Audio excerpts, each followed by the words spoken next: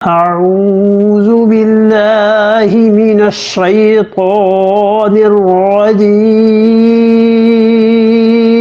بسم الله الرحمن الرحيم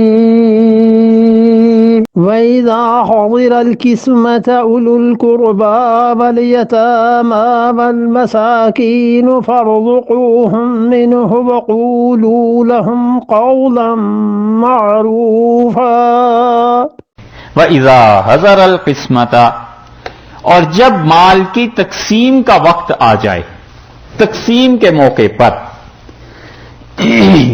یہ آیت کریمہ جو ہے اس پہ بحث کی ہے حضرت نے شاہ ولی اللہ صاحب رحمۃ اللہ علیہ، اور اس آیت پر بحث یہ بھی کی گئی ہے کہ یہ آیت کریمہ منسوخ ہے یا محکم ہے. ٹھہر جائیں پھر کرتے ہیں بات. بسم اللہ الرحمن الرحیم. اللہ تعالی نے یہاں 8ویں آیت کریمہ میں یہ بات ارشاد فرمائی کہ وَإِذَا حَضَرَ الْقِسْمَةَ، اور جب یہ بات سامنے آ جائے یعنی وراثت کی تقسیم، اور وہ تقسیم کا موقع جب آ جائے تو آ جائیں اس کے ساتھ ساتھ وہ لوگ جو اولو القربہ اس میں ہیں رشتہ دار، والیتامہ اور وہ جو یتیم ہیں، والمساکین اور جو مسکین ہیں، یہ تینوں گروہ اگر جمع ہو جائیں یا ان میں سے کوئی بھی آ جائے تو اب وراثت کے مال میں سے ان کا حصہ بنتا ہے یا نہیں بنتا. دو صورتیں ہو سکتی ہیں. ان کے ساتھ کیا کیا جائے گا؟ ایک چیز کا یہ خیال رکھیے گا کہ وراثت کی تقسیم کی بنیاد قربت ہے، قرابت ہے، ضرورت نہیں. ٹھیک ہے، آگے آئے گی تشریح بھی اس کی انشاءاللہ. لیکن وراثت کی بنیاد رشتہ داری میں قریب ہونا ہے، ضرورت نہیں. مثلا باپ ہے اور بیٹے کی وراثت اس تک پہنچے، دوسری طرف بھائی ہے اور بھائی بہت زیادہ غریب ہے، تو شریعت یہ نہیں کہتی کہ اس غریب کو وراثت دینی ہے. شریعت یہ کہتی ہے کہ وراثت کی بنیاد رشتہ داری پر ہے، قرب پر ہے. کون جتنا قریب ہے اس کو زیادہ وراثت پہنچے گی. تو اس آدمی کی میت کی وراثت اگر باپ زندہ ہے تو اس تک پہنچے گی، کیونکہ باپ زیادہ قریب ہے بنسبت بھائی کے. اور بھائی کیسے ہی ضرورت مند کیوں نہ ہو، وراثت اسے نہیں ملے گی، کیونکہ وراثت کی بنیاد ایک تو رشتہ داری، جو جتنا قریب اس کا اتنا ہی حصہ، جو جتنا دور اس کا اتنا ہی حصہ کم. اور دوسرے وراثت کی بنیاد عقل نہیں ہے، اللہ کا قانون ہے. یہ دونوں چیزیں آگے اللہ تعالی نے بتا دی ہیں، تو وہ جو آئیں گی تو آپ سے عرض کر دیں گے. فی الحال اتنا سمجھ لیجئے اس کو. اللہ تعالی نے فرمایا کہ وَإِذَا حَضَرَ الْقِسْمَةَ، اور جب تقسیم کا موقع آ جائے تو کنبے کے لوگ جمع ہو جائیں، جن میں رشتہ دار بھی ہیں، ایک دوسرے یتیم ہیں، تیسرے مسکین ہیں. فَارْزُقُوهُمْ، تو انہیں کھلاؤ، منہ اس وراثت میں سے. وَقُولُوا لَهُمْ قَوْلًا مَّعْرُوفًا، اور ان سے بات کرو، قاعدے اور طریقے کی بات ان سے کر دو. یہ آیت کریمہ مانی گئی ہے منسوخ، اور کہتے ہیں کہ ان کو مال کا حصہ کہاں سے دیں. عقلاً سوچیں، کیونکہ اللہ تعالی نے مال کے حصے متعین کر دیے کہ باپ کو اتنا ملے گا، ماں کو اتنا ملے گا، رشتہ داروں کو اتنا ملے گا. تو جب یہ تقسیم وراثت کے موقع پہ آ گئے ہیں، یتیم ہیں، مسکین ہیں، کچھ بھی ہیں، فَارْزُقُوهُم مِّنْهُ، انہیں وراثت میں سے حصہ دو. تو حصے تو اللہ نے متعین کر دیے ہیں، اگر حصہ بنتا ہے تو خود بخود مل جائے گا، اور نہیں بنتا تو پھر دیں گے کہاں سے، پیسہ کہاں سے آئے گا. اور پیسہ صرف آ سکتا ہے بالغوں کے حصے سے. مثلا 2 بیٹے اور 2 بیٹیاں انہیں وراثت ملی، اب کچھ یتیم آ گئے، کچھ مسکین اور آ گئے، ایسے لوگ آ گئے، تو یہ لوگ اپنے حصوں میں سے اسے حصہ دیں. پھر مسئلہ وہی پہنچ جاتا ہے کہ کیا یہ اپنے حصوں میں سے دیں، یہ واجب ہے یا مستحب ہے، آخر کیا ہے؟ اس لیے ابن عربی رحمۃ اللہ علیہ وغیرہ تو اس طرف گئے ہیں کہ وہ کہتے ہیں یہ آیت منسوخ ہو گئی وراثت کے حصوں سے، تو یتیم ہوں یا مسکین ہوں یا اولو القربہ ہوں رشتہ دار، کسی کا کوئی حصہ باقی نہیں رہا. باقی صرف اتنی سی بات ہے کہ جو وراثت میں اس کا حصہ ہے مل جائے گا. حضرت نے اس پہ بحث کی ہے شاہ ولی اللہ صاحب محدث دہلوی رحمۃ اللہ علیہ نے، اور یہ ہے حضرت کی وہ فوز الکبیر جو پرشین میں فارسی میں حضرت نے خود ہی تحریر فرمائی تھی. اور فوز الکبیر کو حضرت نے 5 حصوں میں منقسم فرمایا ہے. 5 ابواب ہیں اس کے، 5 علوم پر حضرت نے بحث کی ہے.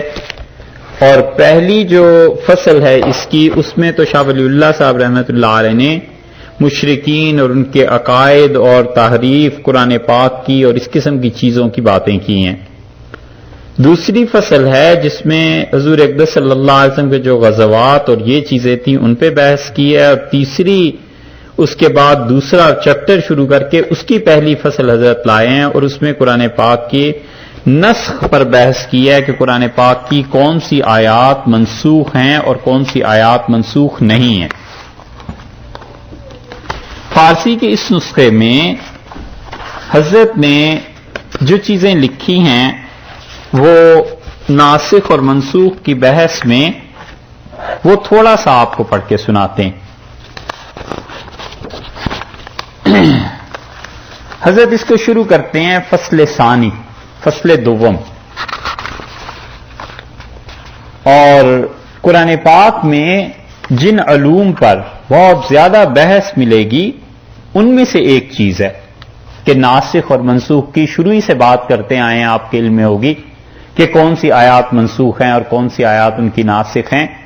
جب مطالعہ بڑھ جاتا ہے آدمی کا تو پھر ایسی یہ چیزیں ہیں جن میں آدمی پہنچ کے بعض اوقات پھنس جاتا ہے کہ اب اس کا حل کیا ہے. شاہ ولی اللہ صاحب رحمۃ اللہ علیہ نے بہت مناسب چیزیں اس میں لکھتی ہیں اور بہت اختصار سے. دوسری فصل جو انہوں نے شروع کی ہے دوسرے چیپٹر کی، سیکنڈ چیپٹر کا، یہ سمجھ لیجئے کہ اس کا دوسرا حصہ جو ہے اس کا سیکنڈ والیوم جو انہوں نے اس میں جو شروع کیا ہے، فرماتے ہیں کہ از مواضع صوبہ در فن تفسیر کے مباحث آن بسیارست. قرآن کریم کے دشوار ترین مقامات جن پر بہت سی بحثیں ہوئی ہیں ان میں سے یہ مقام بہت مشکل ہے. وہ اختلاف دریجہ بے شمار، اور اس مسئلے میں ناسخ اور منسوخ پہ بے شمار اختلافات ہوئے ہیں مفسرین کے.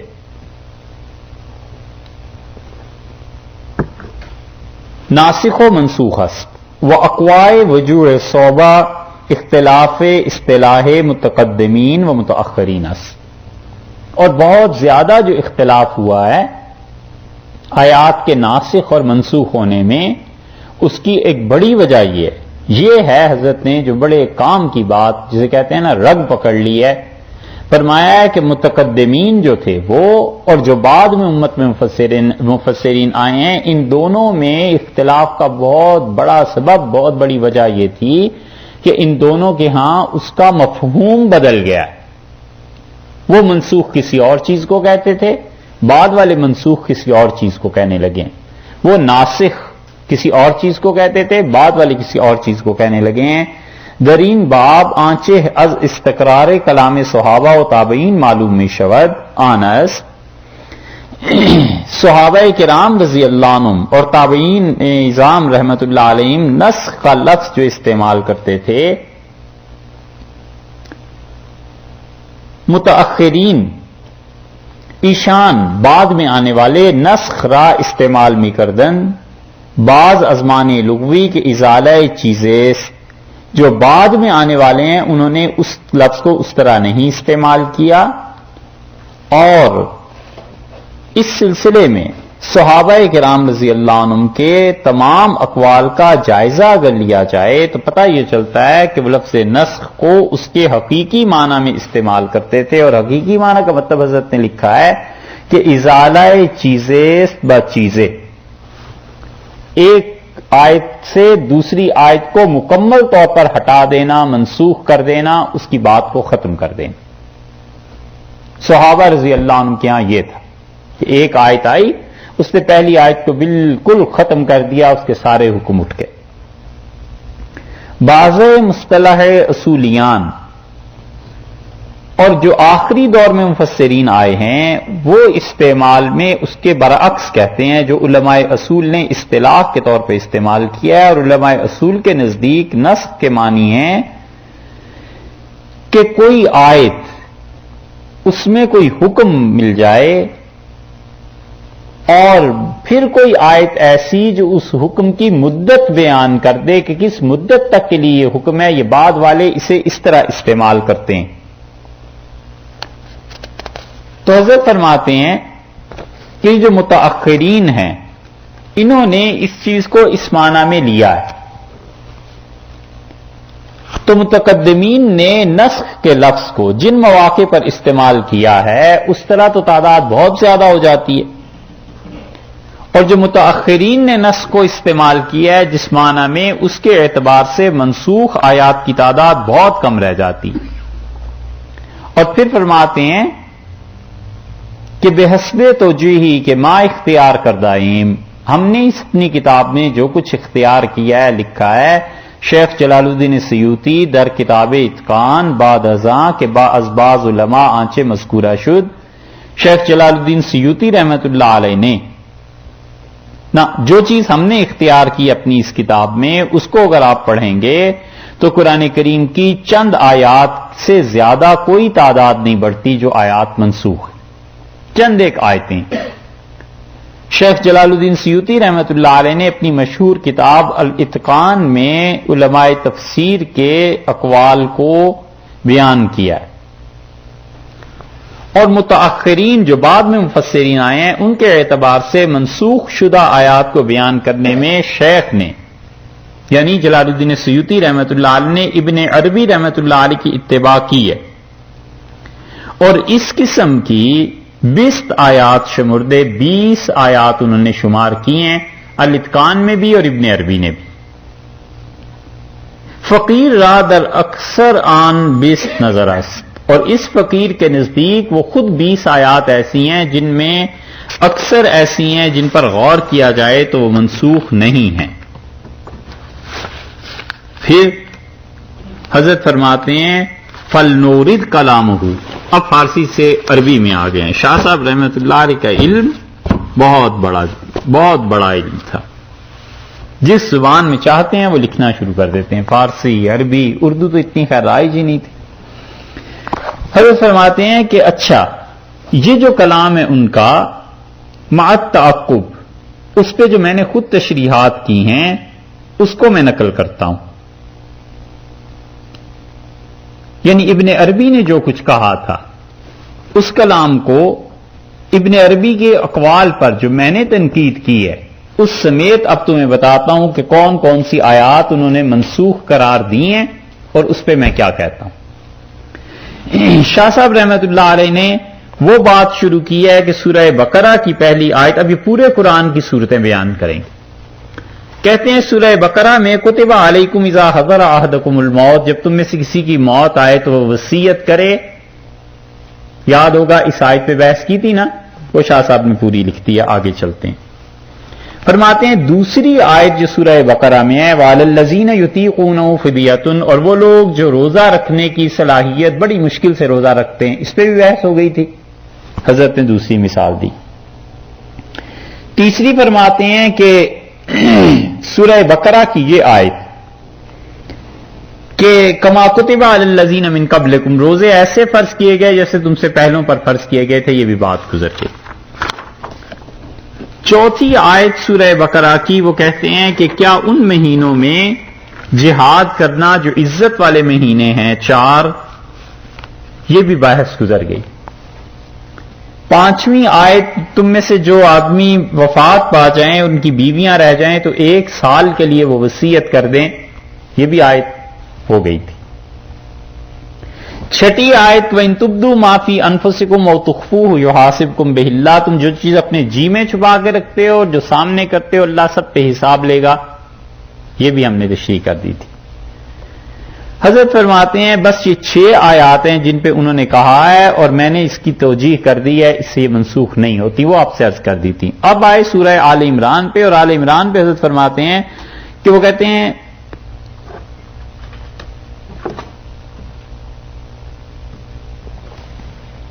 اتقوا اللہ حق تقاتہ، اللہ سے ڈرو جیسے کہ ڈرنے کا حق ہے، اور دوسری طرف یہ ہے کہ اللہ سے ڈرو اور جتنا تم سے ہو سکتا ہے، وہ بھی بحث کر دی تھی نا، سورہ آل عمران میں یہ بھی گزر گئی۔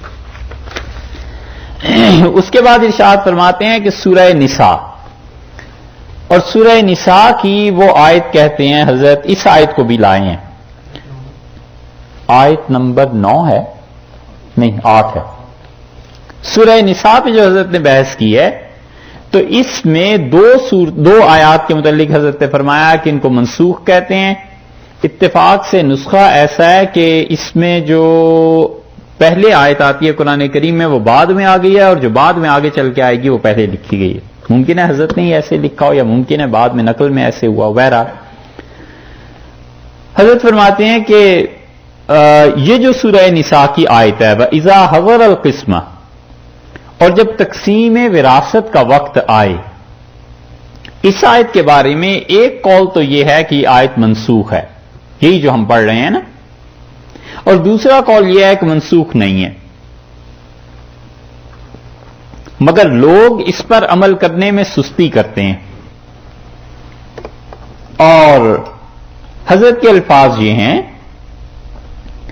کہ قیل منسوختن، یہ کہا گیا ہے کہ یہ جو آیت کریمہ ہے یہ منسوخ ہے، وقیل لا، اور یہ کہا گیا ہے کہ نہیں، ولیکن تہاون الناس فی العمل، لوگ جو عمل کرنے میں سستی کرتے ہیں بہا، اور اس آیت پہ عمل نہیں کرتے۔ قلت تو میں یہ بھی کہتا ہوں کہ قال ابن عباس، حضرت عبداللہ ابن عباس رضی اللہ عنہما نے یہ بات کہی ہے کہ ہی محکمۃ، یہ آیت منسوخ نہیں ہے، والامر للاستحباب، اور یہ جو حکم ہے اس میں بہتری کے لیے، استحباب کے لیے، واجب کے لیے نہیں ہے۔ وہذا اظہر، اور یہ بات زیادہ مناسب معلوم ہوتی ہے، قولہ تعالی، اور اللہ تعالی کا یہ فرمانا۔ یہ شاہ صاحب رحمۃ اللہ نے اس پہ بات لکھی ہے، اور شاہ صاحب رحمۃ اللہ علیہ کی اس تحریر کا مطلب یہ ہوا کہ یہ آیت 2 طرح سے آپ مان سکتے ہیں۔ ایک تو یہ ہے کہ اسے واجب قرار دیں، ضروری قرار دیں۔ اگر اسے قرار دیتے ہیں ضروری کہ جب وراثت کی تقسیم ہو تو اس وقت اولو القربہ، یتامى، مساکین، 3 لفظ اللہ نے فرمائے نا، یہ تینوں حاضر ہیں تو تم ان کو کھلاؤ۔ اگر یہ ہے ضروری تو پھر تو اسے منسوخ ماننا پڑے گا۔ یہ شاہ صاحب رحمۃ اللہ علیہ کی رائے بھی ہے، اور حنفیہ میں اکثر اسی طرف گئے ہیں۔ یہ قول راجح ہے، مضبوط ہے، اس لیے پہلے اس کو بیان کر لیتے ہیں۔ وہ کہتے ہیں اس کو منسوخ ماننا پڑے گا، کیونکہ آپ وراثت کی جب تقسیم کر رہے ہو تو رشتہ دار، یتیم اور مسکین، انہیں حصہ کس میں سے دیں گے؟ اگر آپ کہیں ان کا حصہ متعین اللہ نے کیا ہوا ہے، پھر تو بات ہی ختم ہو گئی، پھر اس کے کہنے کی ضرورت کیا پیش آئی؟ اور اگر حصہ ہی متعین نہیں ہوا تو اب وراثت میں سے کہاں سے دیں گے؟ پھر تو یہ جو اصل وارث ہیں یہ اپنے مال سے دیں۔ جب اپنے مال سے دیں گے تو پھر آپ اس کے پابند ہی نہیں رہے، اور یا پھر انہیں دیا جائے پیسہ 1/3، وہ جو چھوڑ کے جا رہا ہے وہ 1/3 میں وصیت کر دے، اس کا بھی یہاں ذکر نہیں ہے۔ تو اس لیے شاہ صاحب فرماتے ہیں کہ اس میں واجب ہو ہی نہیں سکتا۔ ہمارے نزدیک اس میں صرف اتنی سی بات ہے کہ مستحب ہے، بہتر ہے کہ جب تم تقسیم کر رہے ہو وراثت کی، بیٹھے ہو بہن بھائی سارے مل کے اور وراثت تقسیم کرنی ہے، رشتہ دار ہیں تو اب یتیم آ گئے، مسکین آ گئے، کچھ اور رشتہ دار آ گئے، وہ بھی بیچارے اس لیے آ گئے کہ انہیں بھی کچھ پیسے مل جائیں، تو دیکھو تم سب مل جل کے کچھ نہ کچھ انہیں بھی کر دو۔ یہ ہے حکم مستحب ہونے کا، اور یہ باقی ہے قیامت تک۔ اور اگر وہ اصرار کریں کہ ہمیں زیادہ دو، ہمارا بھی حصہ رکھو، وَقُولُوا لَهُمْ قَوْلًا مَّعْرُوفًا، تو انہیں نرمی سے سمجھا دو کہ آپ کا حصہ اس میں بنتا نہیں ہے۔ جب اللہ ہی کی طرف سے نہیں رکھا گیا تو بھائی جو مل رہا ہے نا بس اسے ہی غنیمت جان، ٹھیک ہے۔ اس صورت میں یہ آیت منسوخ نہیں، اور شاہ صاحب فرماتے ہیں رحمت اللہ علیہ یہ حکم باقی ہے، اور میرے نزدیک یہی اصل چیز۔ ایک بات ہمارے اساتذہ کہتے تھے یہ وجوب ہے اس کا، لیکن کسی درجے میں بھی اگر بات میں کوئی وزن ہو تو شاہ صاحب رحمت اللہ علیہ کی رائے بالکل بہت زیادہ وزن رکھتی ہے۔